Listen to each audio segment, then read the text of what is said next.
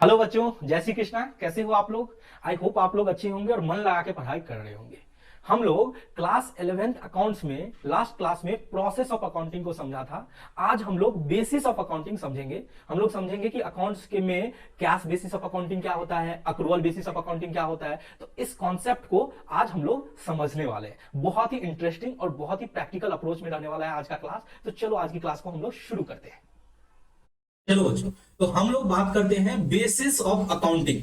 ठीक है, ये आपका सेपरेट चैप्टर है कि अकाउंटिंग के कितने बेस होते हैं, यानी किस बेसिस पे अकाउंटिंग किया जाता है। ठीक है, तो देखो अकाउंटिंग के दो बेस पे हम लोग अकाउंटिंग करते हैं। एक होता है कैश बेसिस ऑफ अकाउंटिंग, दूसरा होता है अक्रूवल बेसिस ऑफ अकाउंटिंग।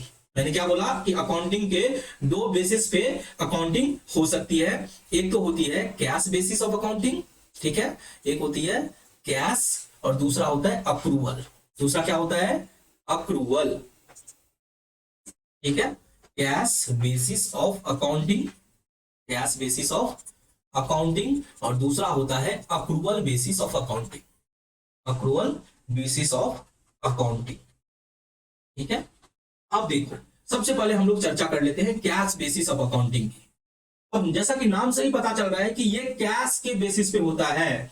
मतलब जब भी पैसा आएगा, जब भी आप रिसीव्ड करोगे या जब भी आप पेमेंट करोगे तो उसी टाइम में इनकम और एक्सपेंसेस की बुकिंग होती है। ठीक है, इससे कोई मतलब नहीं है कि ये एक्सपेंसेस कब ड्यू है, किस पीरियड से रिलेटेड है, या इनकम किस पीरियड से रिलेटेड है। हम केवल इनकम और एक्सपेंसेस तभी बुक करेंगे जब हमारे पास कैश आएगा। कैश का मतलब कैश और बैंक दोनों से। ठीक है, जैसे कि एक एग्जांपल लेते हैं, हम लोग एग्जांपल लेते हैं। जैसे कि देखो रेंट, रेंट जो है मार्च का, रेंट मार्च का 10,000 ड्यू है। ठीक है, तब क्या है? ड्यू है, यानी कि रेंट, हम रेंट का जो है हमारा इस मंथ का यानी मार्च मंथ का रेंट 10,000 है, बट हमने पेमेंट जो किया, पेमेंट जो किया हमने वो हमने किया मई मंथ में।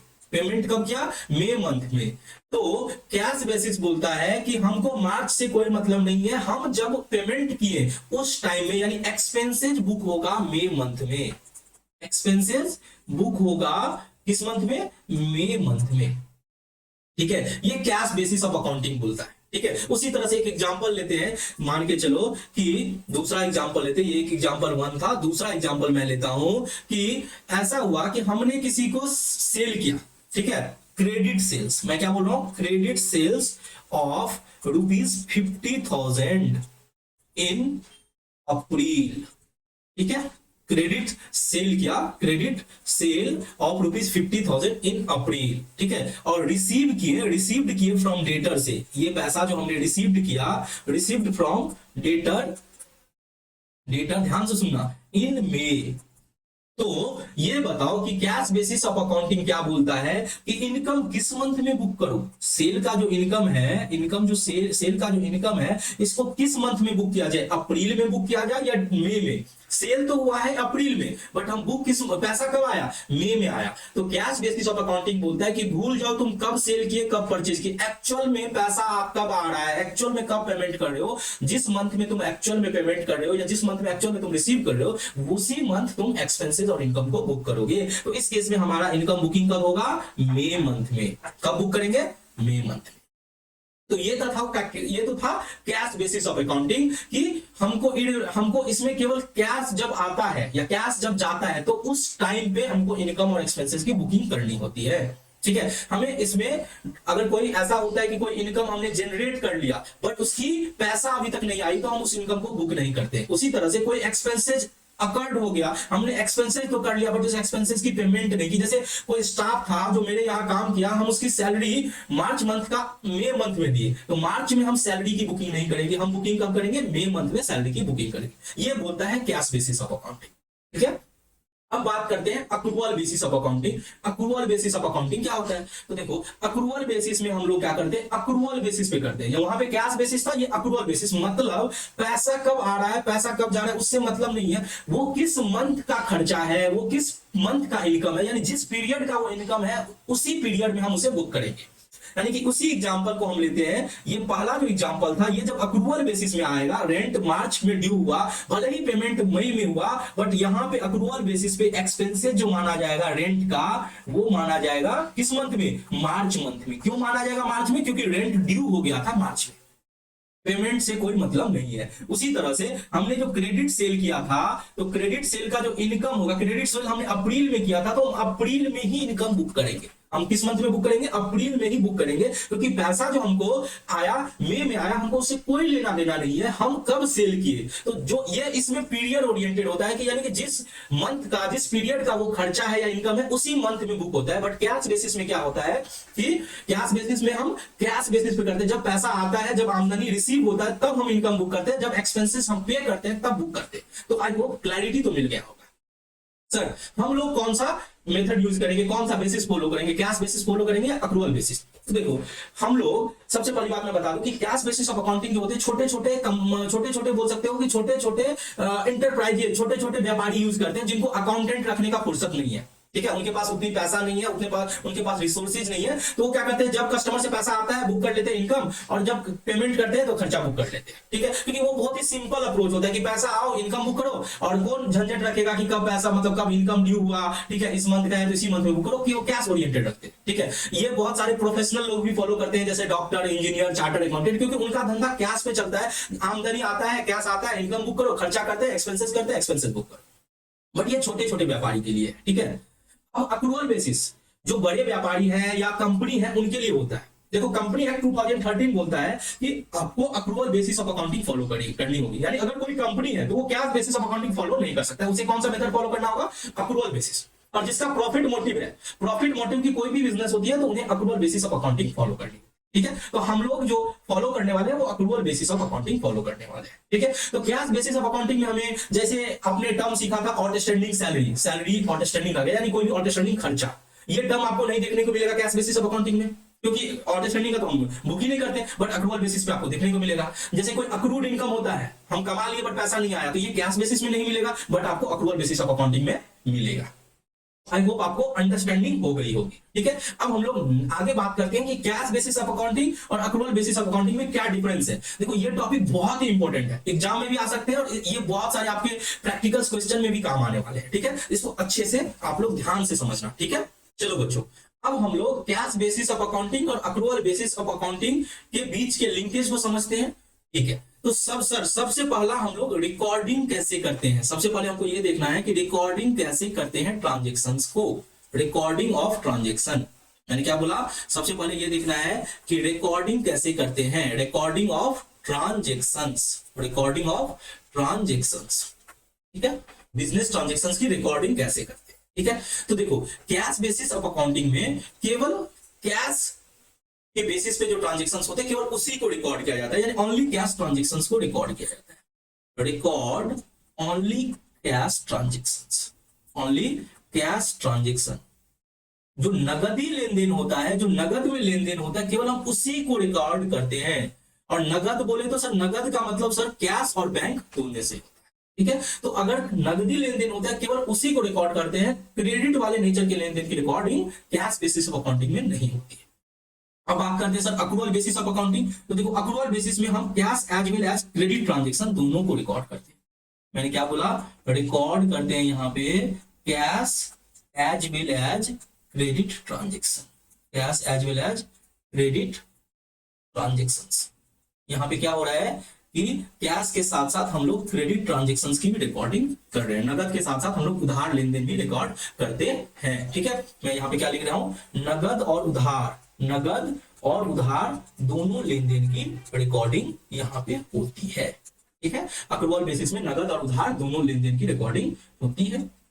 ठीक है, चलो, ये तो समझ आ गया कि सर कोई भी ट्रांजेक्शन जो नगदी लेन देन होगा उसी को हम कैश बेसिस ऑफ अकाउंटिंग में करेंगे, उधार लेन देन को हम नहीं लिखने वाले। ठीक है, चलो, अब सर आप बता दो कि इनकम की रिकॉर्डिंग कैसे करते हो। रिकॉर्डिंग ऑफ इनकम, मैंने क्या बोला? रिकॉर्डिंग ऑफ इनकम, यानी इनकम की रिकॉर्डिंग आप कैसे करते हो सर। ठीक है, अब देखो यहां पे क्या होता है, कैश बेसिस ऑफ अकाउंटिंग में इनकम की रिकॉर्डिंग तभी करेंगे जब इनकम का पैसा आएगा, रिसीव होगा।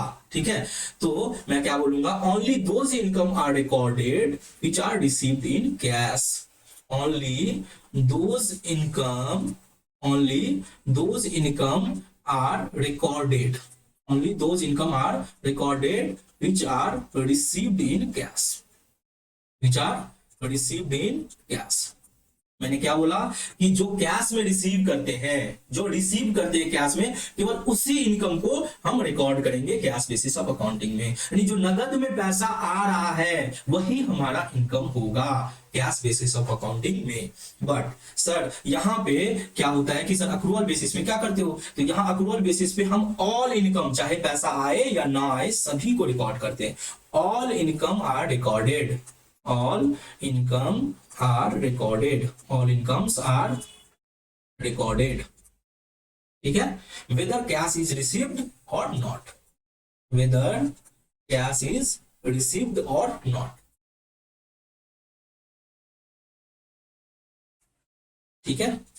यानी कि यहां पे कैश आए ना आए कोई फर्क नहीं पड़ता है, हम इनकम को रिकॉर्ड करते हैं। कैश आए या ना आए कोई फर्क नहीं पड़ता है, हम इनकम को रिकॉर्ड करते हैं। और सर कैश बेसिस में जब कैश आता है तभी हम रिकॉर्ड करते हैं। और कैश का मतलब हमेशा याद रखना, अकाउंटिंग में कैश का मतलब कैश और बैंक दोनों से है, ठीक है।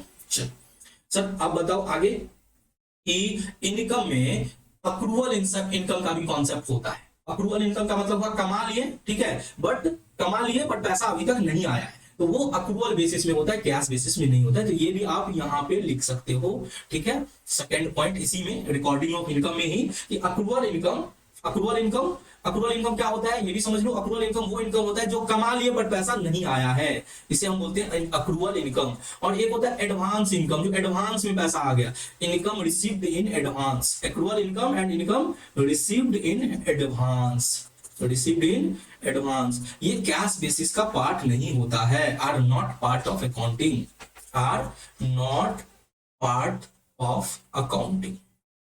मैंने क्या बोला कि अक्रूवल इनकम और इनकम रिसीव्ड इन एडवांस ये अकाउंटिंग का पार्ट नहीं होता है कैश बेसिस ऑफ अकाउंटिंग में। बट सर अक्रूवल बेसिस में होता है। अक्रूवल इनकम और income received in advance, accrual income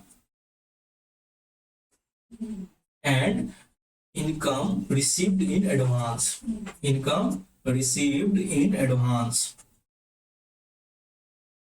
ये अकाउंटिंग का पार्ट होता है, are part of accounting, are part of accounting. तो आपने क्या समझा बच्चों कि अक्रूवल बेसिस में अक्रूवल इनकम यानी इनकम, अक्रूवल इनकम जो पैसा कमा लिए बट नहीं आया, जो एडवांस में दे दी, ये अकाउंटिंग का पार्ट होता है। But cash basis of accounting में ये अकाउंटिंग का पार्ट नहीं होता है, ठीक है।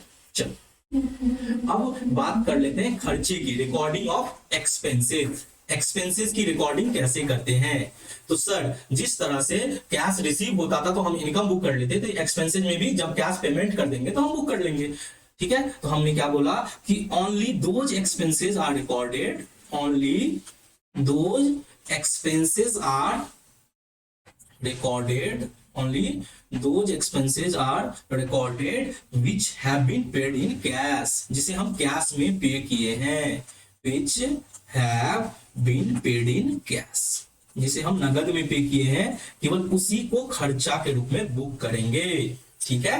चलो और यहाँ पे भी अक्रूवल इनकम, जैसे जैसे अक्रूवल इनकम होता था तो यहाँ पे होता है outstanding expenses, outstanding expenses, outstanding expenses और एडवांस, जिसे हम प्रीपेड एक्सपेंसेस बोलते हैं। एडवांस एक्सपेंसेस को क्या बोलते हैं, प्रीपेड एक्सपेंसेस। अब देखो अगर किसी बच्चा को आउटस्टैंडिंग एक्सपेंसेस क्या होता है, प्रीपेड एक्सपेंसेस क्या होता है, अगर ये समझ में नहीं आता है, इसका मतलब आप बेसिक अकाउंटिंग टर्म्स की क्लासेस अच्छे से नहीं की है, क्योंकि हमने हर एक वर्ड जो आप अकाउंटिंग में सीखने वाले हो हर वर्ड को अच्छे से एक्सप्लेन किया है। तो प्लीज एंड प्लीज आप जाके उस सारे क्लासेस इंट्रोडक्शन, ये क्या बोलते हैं, आपका जो चैप्टर 2 है बेसिक अकाउंटिंग टर्म, उसको आप कंप्लीट करो तो आपको सारे टर्म अच्छे से समझ में आएंगे। तो मैंने क्या बोला, outstanding expenses and prepaid expenses ये दोनों अकाउंटिंग का पार्ट नहीं होता, are not part of accounting. Cash basis में इसकी अकाउंटिंग तो होती ही नहीं है, आउटस्टैंडिंग एक्सपेंसेस और प्रीपेड एक्सपेंसेस की। बट सर हम बात कर लो अक्रूवल बेसिस की, तो सर अक्रूवल बेसिस में हम सारे के सारे खर्चे रिकॉर्ड करते हैं, चाहे कैश में हो या ना हो। ऑल एक्सपेंसेस आर रिकॉर्डेड, इसमें क्या होता है sir, all expenses are recorded, इसमें सारे के सारे खर्चा रिकॉर्ड होते हैं, वेदर पेड इन क्या, वेदर पेड इन कैश और नॉट, चाहे कैश में पे हुआ है या नहीं हुआ है, वेदर पेड इन कैश और नॉट, चाहे नगद में हो या उधार हो, लेकिन सारे के सारे खर्चे हम रिकॉर्ड करते हैं। सर आउटस्टैंडिंग एक्सपेंसेस और प्रीपेड एक्सपेंसेस की accounting accrual basis of accounting में होती है। Outstanding expenses and prepaid expenses ये अकाउंटिंग का पार्ट होता है। Prepaid expenses are part of accounting, are part of accounting, वो अकाउंटिंग का क्या होता है सर, पार्ट होता है। ठीक है, चलो तो हमने रिकॉर्डिंग ऑफ एक्सपेंसेस अच्छे से समझ लिया। ठीक है सर, अब बता दो लीगल पोजीशन, यानी कि किसको ज्यादा वैल्यू दें, कौन सी अकाउंटिंग फॉलो करें हम लोग। तो देखो अगर आप कंपनी हो, ठीक है, तो आप cash basis of accounting follow नहीं कर सकते, क्योंकि cash basis of accounting recognise नहीं है। मैं क्या बोलता हूं, cash basis is not recognised. कहां रिकॉग्नाइज नहीं है सर, इनकम कंपनी एक्ट में रिकॉग्नाइज नहीं है। Cash basis is not recognised under company act, under the company act 2013, under the company act 2013। ठीक है, तो कैश बेसिस को कंपनी में बिल्कुल भी हम लोग फॉलो नहीं कर सकते हैं। अक्रूवल बेसिस फॉलो करेंगे, अक्रूवल बेसिस, क्योंकि अक्रूवल बेसिस क्या है, रिकॉग्नाइज्ड है। Accrual basis is recognised under the company act 2013, under the company act 2013, company act 2013। तो ये तो आपको समझ में आ गया होगा कि कैश बेसिस हम क्यों कंपनी में फॉलो नहीं करते, क्योंकि कंपनी एक्ट 2013 नहीं मानता है कैश बेसिस ऑफ अकाउंटिंग को, तो हमें accrual basis of accounting he follow करने होंगे। ठीक है, अब आपको ये भी समझना जरूरी है कि सर कौन ज्यादा रिलायबल है, भरोसेमंद कौन है, रिलायबिलिटी किस पे करूं, किस पे ज्यादा भरोसा करूं। रिलायबिलिटी मतलब होता है भरोसेमंद, कौन भरोसेमंद है। ठीक है, अब देखो आप भरोसेमंद कैसे पकड़ोगे। अब देखो ये अक्रूवल बेसिस ऑफ अकाउंटिंग क्या होता है कि आपको ट्रू प्रॉफिट देता है कि उस मंथ, देखो प्रॉफिट क्या, मैंने प्रॉफिट की डिफिनेशन क्या होता है, एक पर्टिकुलर पीरियड में आपका नेट इनकम कितना हुआ है, इनकम यानी रेवेन्यू माइनस एक्सपेंसेस कितना हुआ है, वो आपका प्रॉफिट होता है पर्टिकुलर पीरियड। तो अगर कैश बेसिस में तो पीरियड के हिसाब से फॉलो ही नहीं होता, जब पैसा आता है तब इनकम बुक करते हैं, जब खर्चा होता है तो एक्सपेंसेस बुक करते हैं। तो ये प्रॉपर प्रॉफिट आपको कैश बेसिस नहीं बता सकता, इसीलिए आप कैश बेसिस पे रिलाई नहीं कर सकते हो। तो रिलायबिलिटी में बोलूं तो not a reliable basis, cash basis क्या है, रिलायबल बेसिस ऑफ अकाउंटिंग नहीं है, not a reliable basis of accounting, reliable basis of accounting, ये reliable basis of accounting नहीं है। करेक्ट प्रॉफिट हम इससे पता कर ही नहीं सकते हैं। क्या मैंने बोला, करेक्ट प्रॉफिट और लॉस पता नहीं हो सकता है, क्योंकि हम इसमें कैश बेसिस फॉलो करते हैं। करेक्ट प्रॉफिट और loss can not be determined, loss can not be determined, हम करेक्ट प्रॉफिट निकाल ही नहीं सकते हैं, डिटरमाइंड। ठीक है, बट अक्रूवल बेसिस एक रिलायबल बेसिस है, ये इसको हम बोलेंगे ये रिलायबल बेसिस ऑफ अकाउंटिंग होता है। ये क्या होता है, रिलायबल बेसिस ऑफ अकाउंटिंग होता है। अक्रूवल बेसिस क्या होता है, रिलायबल बेसिस ऑफ अकाउंटिंग होता है, क्योंकि इसमें हम करेक्ट प्रॉफिट की पता लगा सकते हैं। ये हेल्पफुल होता है in determining correct profit, profit को निर्धारित करने में ये हेल्पफुल होता है, in determining correct profit, correct profit निकालने में, करेक्ट प्रॉफिट और लॉस निकालने में क्या होता है, ये हेल्पफुल होता है। थोड़ा ऊपर में कर देता हूं, जिससे कि नहीं तो एक काम करता हूं, इसको ये थोड़ा सा मिनिमाइज कर देता हूं, आपको अच्छे से दिख जाएगा तब। ठीक है, चलो तो मैं बड़ा पेन यूज कर लेता हूं। चलो ये समझ गया। अब बात करते हैं सुटेबिलिटी, किसके लिए ये सुटेबल है। तो मैंने पहले ही बताया था कि ये छोटे छोटे इंटरप्राइजेस के लिए सुटेबल है, suitable for small, suitable for small business entity, उसके बाद professional people, suitable for small business entity, professional people, ठीक है, उनके लिए ये ज्यादा सुटेबल है। प्रोफेशनल पीपल लाइक डॉक्टर हो गया, सीए हो गया, डॉक्टर, इंजीनियर, सीए, ठीक है, तो इन सब के लिए ज्यादा सुटेबल है। और ये अक्रूवल बेसिस ऑफ अकाउंटिंग तो सबके लिए सुटेबल है, बट बड़ा ऑर्गेनाइजेशन होगा तभी तो वो एक अकाउंटेंट रखेगा। तो ये मैं बोलूं कि सुटेबल होता है for all business enterprises, all business enterprises, सारे बिजनेस इंटरप्राइजेस के लिए ये सुटेबल होते हैं, जिसका प्रॉफिट मोटिव होता है, विथ प्रॉफिट मोटिव, ठीक है। तो आई होप आपको कैश बेसिस ऑफ अकाउंटिंग और अक्रूवल बेसिस ऑफ अकाउंटिंग अच्छे से समझ में आ गया होगा। देखो कैश बेसिस अकाउंटिंग में क्या होता है, ओनली कैश ट्रांजैक्शंस की रिकॉर्ड करते हैं। अक्रूवल बेसिस में कैश और क्रेडिट दोनों ट्रांजैक्शंस की रिकॉर्ड करते हैं, नगद और उधार दोनों, और कैश बेसिस में केवल नगद। अब सर इनकम कैसे रिकॉर्ड करेंगे कैश बेसिस में, जब पैसा आएगा तब हम कैश बेसिस में इनकम की रिकॉर्ड करेंगे। ठीक है, अक्रूवल बेसिस में पैसा आए या ना आए और सारे के सारे इनकम की रिकॉर्डिंग होती है। ठीक है, अब इनकम में क्या मैंने बोला accrued income received in advance cash basis में होगा ही नहीं, क्योंकि हमको कोई अक्रूड इनकम को बुक ही नहीं करना है, और इनकम जो भी एडवांस में मिला उसको हम इनकम बुक कर लेते हैं। तो ये कॉन्सेप्ट अकाउंटिंग में है ही नहीं कैश बेसिस ऑफ अकाउंटिंग में, बट ये अक्रूवल बेसिस में है। अब सर खर्चा को कैसे रिकॉर्ड करेंगे, तो जब खर्चा पे करोगे तो कैश बेसिस में रिकॉर्ड कर लो। ठीक है, बट अक्रूवल बेसिस में खर्चा पे करो ना करो, जब भी ऑर्डर स्टैंडिंग होता है तब भी आप सारे के सारे खर्चे को बुक करोगे। ठीक है, और ऑर्डर स्टैंडिंग एक्सपेंसेस और प्रीपेड एक्सपेंसेस क्या होता है, अक्रूवल बेसिस में अकाउंटिंग का पार्ट होता है। ठीक है, लीगल पॉइंट ऑफ व्यू से देखें तो अक्रूवल बेसिस ही अलाउ होता है कंपनी के लिए, क्योंकि कंपनी एक्ट फॉलो करना पड़ता है कंपनी को, कैश बेसिस हम फॉलो नहीं कर सकते। ठीक है, सुटेबल किसके लिए होता है, कैश बेसिस अकाउंटिंग छोटे छोटे इंटरप्राइजेस के लिए सुटेबल होता है, छोटा छोटा बिजनेसमैन के लिए सुटेबल होता है, प्रोफेशनल डॉक्टर इंजीनियर ये सब के लिए सुटेबल होता है। और ये सुटेबल होता है अक्रूवल बेसिस ऑफ अकाउंटिंग सारे बिजनेस इंटरप्राइजेस जिनका प्रॉफिट मोटिव है। ठीक है, तो ये था cash basis of accounting, accrual basis of accounting. ठीक है, अब हम लोग कैश बेसिस ऑफ अकाउंटिंग समझ लिए, अक्रूवल बेसिस ऑफ अकाउंटिंग समझ लिए। अब हम लोग बात करते हैं एक मेथड ऑफ अकाउंटिंग होता है हाइब्रिड और मिक्स बेसिस ऑफ अकाउंटिंग। अब देखो ये पॉपुलर नहीं है, जनरली ये फॉलो नहीं होता है, बट हो सकता है कि आप लोगों को कुछ क्वेश्चंस इस पे ऑब्जेक्टिव्स मिल जाए, तो इसीलिए मैं ये आपको समझा देता हूं। ठीक है, हाइब्रिड और मिक्स बेसिस ऑफ अकाउंटिंग क्या होता है, ये मिक्सचर होता है अक्रूवल बेसिस और कैश बेसिस का। यानी क्या बोला, मिक्सचर होता है कैश बेसिस ऑफ अकाउंटिंग और accrual basis of accounting. Sir mixture कैसे होता है, तो देखो इसमें क्या होता है कि रेवेन्यू और असेट, मैंने क्या बोला, रेवेन्यू और असेट, रेवेन्यू और असेट, ये दो जो होते हैं रेवेन्यू और असेट, इनको रिकॉर्ड करता है कैश बेसिस पे।